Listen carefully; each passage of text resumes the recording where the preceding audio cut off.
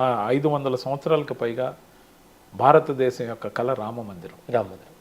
So Rama మందిరాన్ని నిర్మించడం కాదు, భవ్యమైన మందిరంతో పాటు ఒక మహానగరంగా ఇంటర్నేషనల్ ఎయిర్పోర్ట్తో పాటు అందరికీ అందుబాటులో అల్టిమేట్ అయోధ్య, హిందువుల మనోభావాలతో పాటు దేశ ప్రతిష్టని, ఏకత, మానవత అనే కోణం తీసుకున్నారు.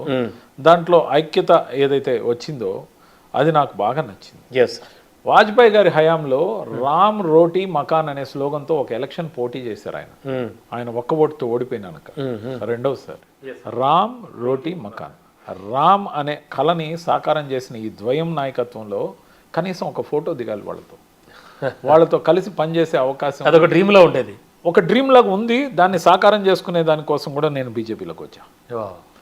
దాన్ని సాకారం చేసుకునే అవకాశం ఖచ్చితంగా నాకు తొందరలోనే దొరుకుతుంది కూడా. ప్రధానమంత్రి నరేంద్ర మోడీ గారితో, అమిత్ షా గారితో ఫోటో దిగితే ఆ రోజు ఉప్పొంగుతాను నేను.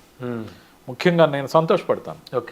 ముఖ్యంగా జగన్మోహన్ రెడ్డి గారితో ఎటు ఫోటో దిగాను, లేకపోతే మా కాంగ్రెస్ పార్టీలో ఉన్నప్పుడు అప్పట్లో రాహుల్ గాంధీ గారితో ఫోటో దిగాను. కానీ ఈ ద్వయంతో ఫోటో దిగాలంటే నేను ఈ పార్టీలోకి రావాలని నిర్ణయించుకున్నాను.